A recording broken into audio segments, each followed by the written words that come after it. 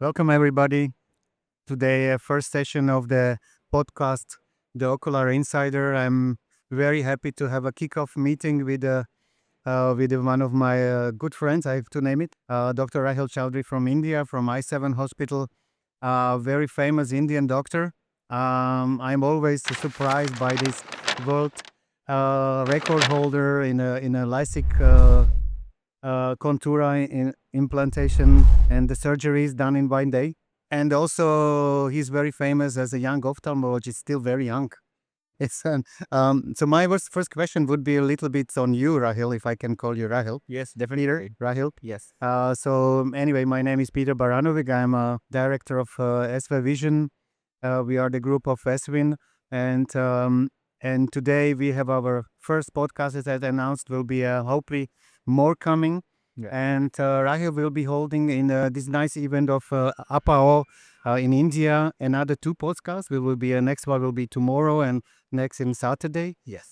So as the first one, I would like to introduce Rahil. So Rahil, what is the passion give you through your ophthalmic experiences so far? Because I know, as I said, you are a world achieving couple of the trophies in the implantation, having a running very successful clinic, and being also, I think it must be a little bit of pressure. So tell us a little bit, what is the passion and the spirit that drive you through the ophthalmic? So thank you, Peter, for that kind introduction. And just I want to benefit my patients. That is what drives me every day. I am the second generation ophthalmologist. So my father is also an ophthalmologist, and that is what inspired me to choose this profession. Okay. I wanted to follow his footsteps. And now when I work every day and when every day I treat my patients and they give me loads of blessings, I think that is what inspires me to take my journey forward with all this passion. Yeah, I see that also in your clinic, two bodyguards standing in front of your office, and the patients are waiting quietly, and they are. I am sure that having very full day, let's say platform for you also your dates. Then you have a 5-10 minutes for each one, but then doing the surgeries must be a challenge. No, Yes, we are catering to high volumes in our centers. Usually the OPDs are around 400 to 500 patients in a day, and we are doing about 50 to 60 LASIK procedures every day. So we have inclined our system, our infrastructure in a way that smoothly the volumes can be catered to, and the patient's experience and the quality of treatments is never compromised. Yep. Yeah, as you have this high volume, and this is a definitely dry eye podcast. Yeah. That we didn't announce it, but I want to link to this your experiences and difficulties that your patients are now dealing. What do you think are the most risk factors in this era of the telephone screens? Absolutely. So I, being primarily a refractive and a cornea surgeon, I'm dealing with patients coming in with dry eye problems every day. So what we are seeing is that majority of the patients that are coming in with these problems are those who are long hours on mobile phone screens and computers. Okay. And we understand the science behind it, that when you are on the screen and you're focused, you are blinking less. So a normal person's blink rate is about 16 to 18 in a minute. But when you're on the screen, this blink rate reduces to 6 to 8 times a minute. Okay. So the tears which are forming, the lipids which are forming in your eye, they are not uniformly being distributed. And Right. that is one of the reasons why the incidence of dry eye is increasing, especially in those people who are long hours on the screens.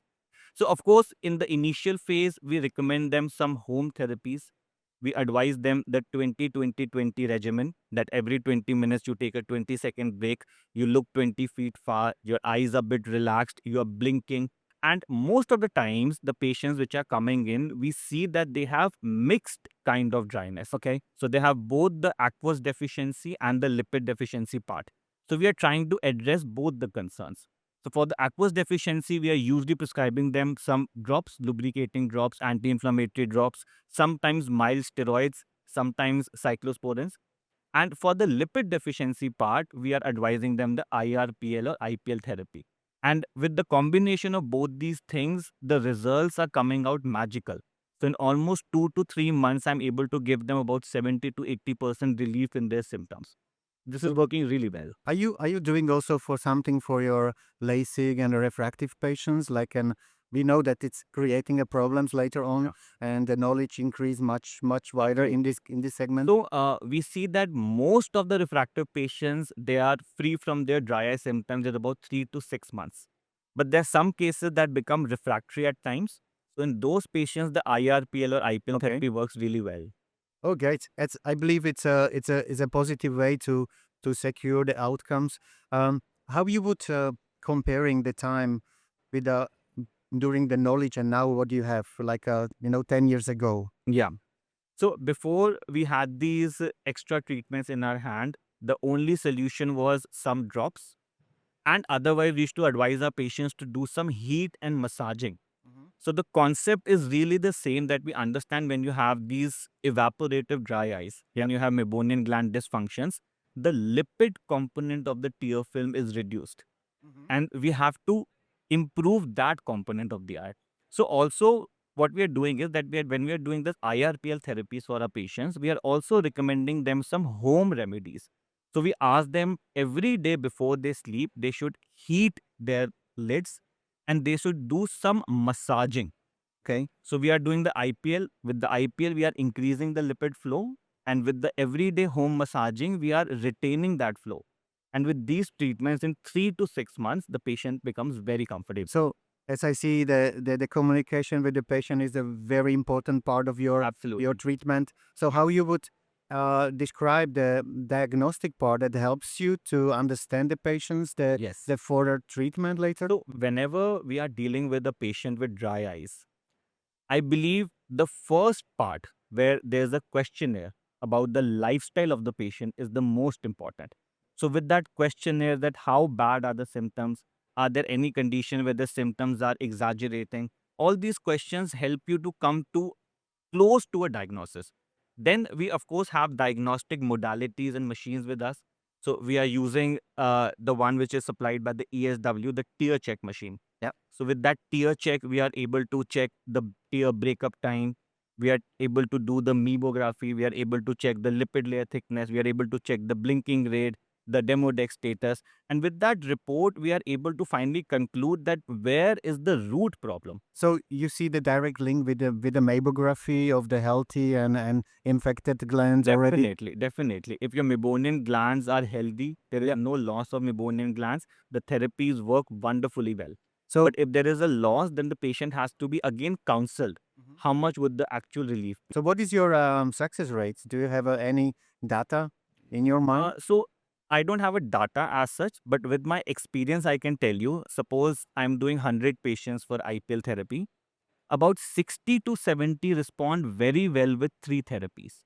But there are some cases which may need additional therapies. So sometimes we are extending those to 6 sittings also. And in one of the patients, I extended it to 9 sittings also. And then we worked really well for that patient. If we stay in India, you said that the patient questionnaire that discussing his living style. What is now for your patient if you just taking from your mind? Is there any group specifically in India that is most sensitive to the dryness? So see, there are some conditions where if we feel that the patient could be associated, the symptoms are more. So if the patient is longer hour on the screens, we see that the drier symptoms are coming in. If that patient has a higher exposure outside in dust and pollution, so those patients are also dealing with these problems. Some patients, they might be taking some medicines that could have Right. these dry eye problems, or maybe suffering from some diseases that could induce these problems. Some people who are not very careful about how they're putting makeups, how they're removing makeups, they're also coming in with dry eye issues. So there's a whole lot of variations where we see people coming in with different kind of symptoms. Is there anything you would miss in a right now? Let's say the technical or the development in the worldwide that would change your view. So now I think the IPL therapy, which was first developed to treat the dry eyes, they are now showing effectiveness in chalazion treatments also. So we have started these treatments in our hospitals, and we are seeing that even for chalazion, this is working very well. And the science is very simple, that there is accumulation of the oil, and when you're doing this, the oil production increases, the flow improves, so these lesions also can be treated. So you see the new modality of the existing IRPL therapy can give you new possibility to treat wider spectrum of the patient problems. Absolutely, yes. So what would you expect from these new trends to bring to your patient? Free from a surgery? We have been using IPL for dry eyes for quite some years now, and it has worked really well. And we expect the same results to be seen in lesion treatments also. But because the treatment has just been launched and we have just done a handful of patients, Okay. so I feel it is too early to comment on that. But Mhm. maybe once we have about 100, 200 patients done, I'll be at a better position to maybe explain how it is working for the patients. Does you see what is the reaction of the patient? Because I hardly see them. Yeah. You are in the initiative part. So how is the reaction and specifically the satisfaction? Yeah, for Does it change the IRPL therapy is the therapy itself is very comfortable for the patient. So there is no pain, no burning sensations. Of course, we are putting those gels Okay. for extra comfort. And of course, after this therapy, we recommend that you should be using sunscreens around the eyes. Because Okay. we know that this therapy will maybe make your skin a little sensitive to the sun, and we don't want any darkening happening. You use the sunscreen for a while, and you should be nice and happy. It's a um is a clinic also visited by let's say there's some pediatric patients? Yes, pediatric patients do come in for dry eye, but IPLs usually we are doing in patients who are above 18. In pediatric ages, I haven't recommended to anybody as yet, Mhm. but and I'm really not sure about if this technology can be used in pediatric patients. So maybe I'll have to read more about it. Okay. So when I see your clinic running and you integrate it well, I'm very sure. So what is also you like on the technology like ours that it's been because it's used by your doctors, fellows who is following you. Is it helping you that those are taking care about few parts? Yes, absolutely. And plus, why do we have more confidence in the technology? Because this technology is being used around the world. It's a global phenomena. So when we have doctors from around the world, giving their opinions and sharing their results, sharing their outcomes, so that gives a lot of confidence and credibility to technology as well.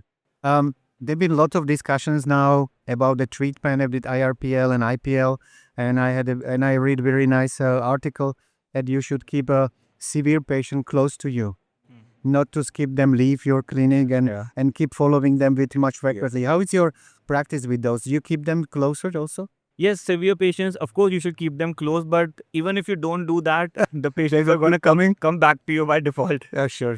Because this dry eye problem is such a bad problem that it really takes away the everyday comfort from your life. So, but yes, with all the new technologies coming in, the new therapies coming in, now we have more options by which we can give comfort to our patients. If you compare regarding the awareness, what do you think would help a dry eye treatment and the total awareness in a population? Yes, and we see that there is lack of awareness. People, number one, don't know that there's something called as dry eyes and they're suffering from them. Plus, also, they feel that the only solution to this problem is drops and there is no other solution. So, that is where I feel that we could maybe put more efforts. The podcast that we are doing and the videos that we make regularly, that transfers the information to the last grassroots level so that they can take advantage of the newer technologies which are being launched in the world. So it reminds me that how to increase the awareness. That you are the world record in many. I think we should make a record for IPL. We should really make a record for IRPL. I would even have a name, IRPL 24. Like Le Mans 24. Yes, we look We forward. can have a IRPL 24 IPL is challenge. a very good initiative here at APAO. It's an international conference, and we are recording this podcast. And of course, the podcast will go So at I will invite the customers to you to visit you to make this Definitely. challenge. most welcome. So what would be the number that you can imagine you can do a day? 100? The IPL therapies, Yeah. probably we can do more than that. Yeah, it's right because with our system it takes maximum 5 minutes. Yeah, 5 to 10 maximum. minutes max. So I can imagine that you will create like a crew. Definitely. I believe we can do that. Looks like a possibility. So In India, especially, I think we can do that with the advantage of population. yeah, great, Rahil. So is there anything that I should miss in my questions, or you want to mention?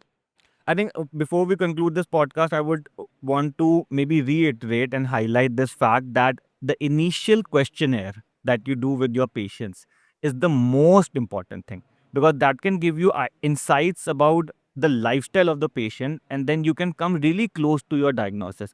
Of course, you have all these tear checks and other lippy view and all these things to check dry eyes, but really when you sit and talk to your patients and try to understand the problem, now you can really help him out with all. So it means that if you are able to give your patient your time, Yes, yes. they will appreciate it. It takes 5 minutes of your chair time, but then it really helps you to plan your patient's treatment effectively. So what would you recommend to the new beginners or starters with a dry eye, more modality patient management? What would be your advice to Well, them? I would want to say that the technology has been here for many years now, and the technology has stood the test of time. We use this every day. We see our patients benefiting and going satisfied every day. So there is no harm incorporating this extra tool to give benefits to your patients. Would anyone have any questions here? Start with you. Yes. So tomorrow we will have a new session, and I think you will be moderating with a doctor from Egypt, Yeah. Ashraf Armia. Yes. So today was more of a general introduction Yeah. about what we are planning. So tomorrow and day after tomorrow, we have two podcasts lined up with Dr. Ashraf and Dr. Mohita, and we'll be going in depth in the scientific Yeah, components of dry eyes and how we can benefit our patients with the latest technologies available. So I'm sure there was a good kickoff. Absolutely. Thank you so Definitely. much. Thank All you my- so much. It was all my my- honor to have all you my pleasure. with us. So and I'm happy that we started specifically with you. Yes. Have a great day. Thank you. Thank you.